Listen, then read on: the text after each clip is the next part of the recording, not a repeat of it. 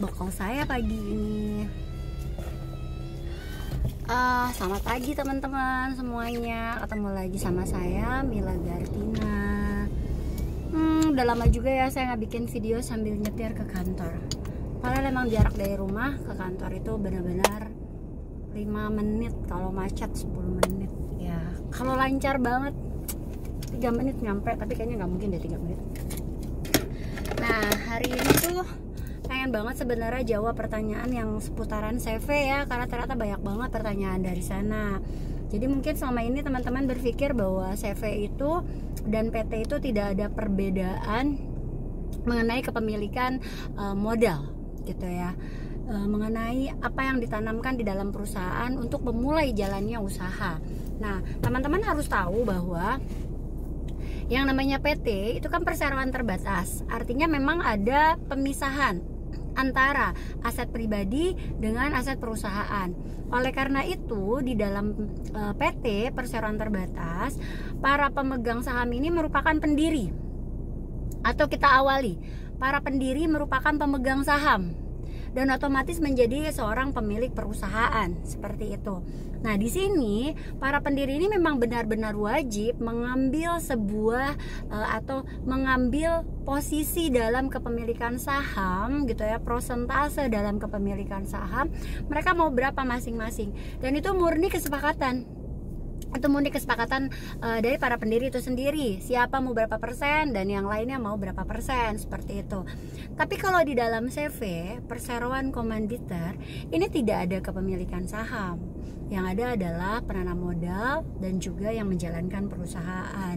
Hanya itu saja. Gitu. Jadi dalam CV ini benar-benar murni, nggak ada yang namanya pemegang saham ya.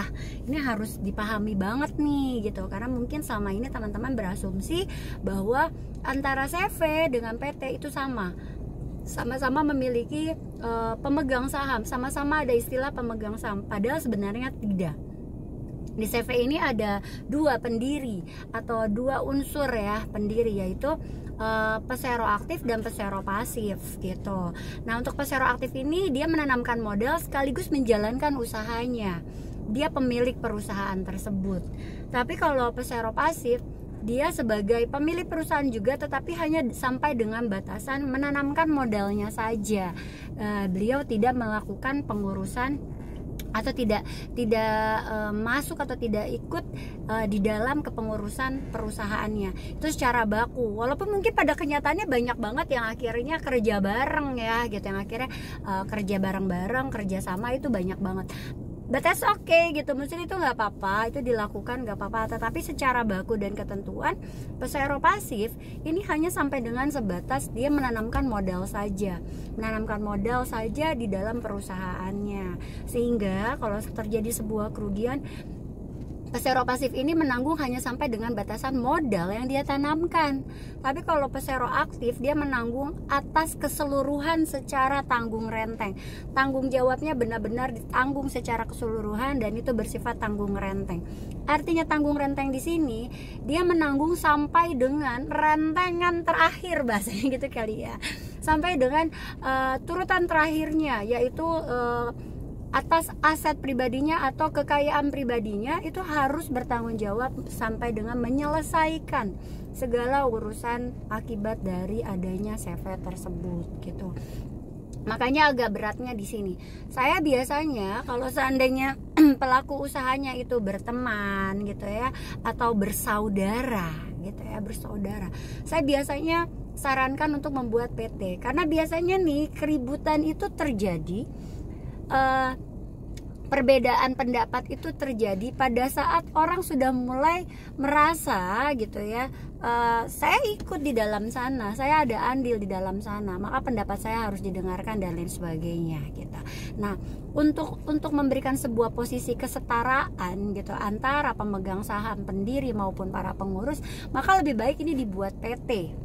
Seperti itu, perseroan terbatas. Semuanya ada batasan-batasan dan ada undang-undang yang jelas, Undang-Undang Nomor 40 tahun 2007 yang mengatur tentang perseroan terbatas.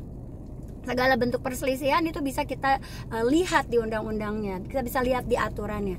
Tapi pada CV biasanya saya sarankan apabila ini menjalankan murni milik sendiri dan hanya mengikut sertakan orang lain dalam kepemilikan modal saja, dan pemilik modalnya ini tidak ikut menjalankan usaha tersebut gitu, atau tidak ada andil terlalu banyak dalam ikut mengatur manajemen perusahaan.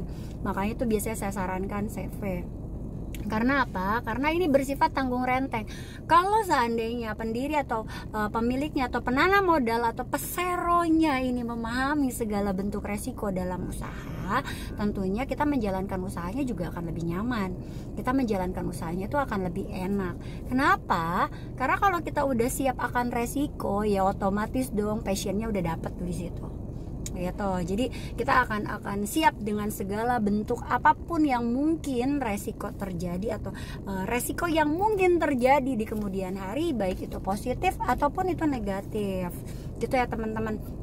Jadi benar-benar harus dibedain banget nih antara CV dengan PT. Benarkah di PT itu sahamnya itu bersifat tanggung renteng, atau benarkah di CV itu ada namanya status kepemilikan saham atau penyebutan dalam pemegang saham. Itu kita harus pahami dulu.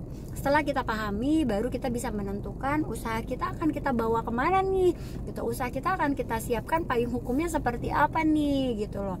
Karena memang kalau dari sisi permodalan, bidang usaha tidak terlalu signifikan ya, semuanya tetap mengacu kepada aturan terkait seperti Perpres 49 tentang Badan Usaha Penanaman Modal, kemudian PP 29 tentang perdagangan besar dan tentang perdagangan besar dan perdagangan kecil yang tidak boleh digabung.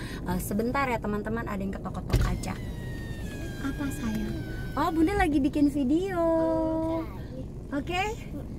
Dadah. Maaf ya, anak saya bingung kenapa saya nggak berangkat. Oke. Dan kemudian juga kalau dari sisi permodalan itu akan mengacu kepada bidang usaha, skala usaha yang menentukan, dan juga tergantung pada instansi yang terkait apakah itu diperbolehkan untuk digabung atau tidak gitu. Tapi kalau seandainya dari sisi resiko bisnisnya di kemudian hari, ini yang harus kita pertimbangkan. Harus banget kita pertimbangkan apakah mau PT atau mau CV. Gitu ya teman-teman. Semoga sih video saya kali ini yang nggak terlalu lama bisa membantu teman-teman untuk bisa memahami kenapa sih kita harus mempertimbangkan PT atau CV dalam usaha kita gitu. Apakah memang hanya permodalannya saja yang berpengaruh, bidang usahanya, atau memang lebih kepada resikonya gitu. Jadi sebelum teman-teman nentuin badan usaha apa, payung hukum apa yang akan kita create untuk menaungi usaha kita agar menjadi sebuah usaha yang legal gitu, ini lebih baik teman-teman pelajari dulu lah gitu, cari informasi tidak hanya dari satu sumber, monggo silakan baca-baca, browsing dan mungkin nanti bisa digabungkan dan menjadi sebuah pertimbangan dalam mengambil keputusan. Gitu ya teman-teman, semoga bisa membantu. Dadah, saya berangkat dulu ya karena hari udah siang dan hari ini saya ada janji dengan klien. Dadah, assalamualaikum.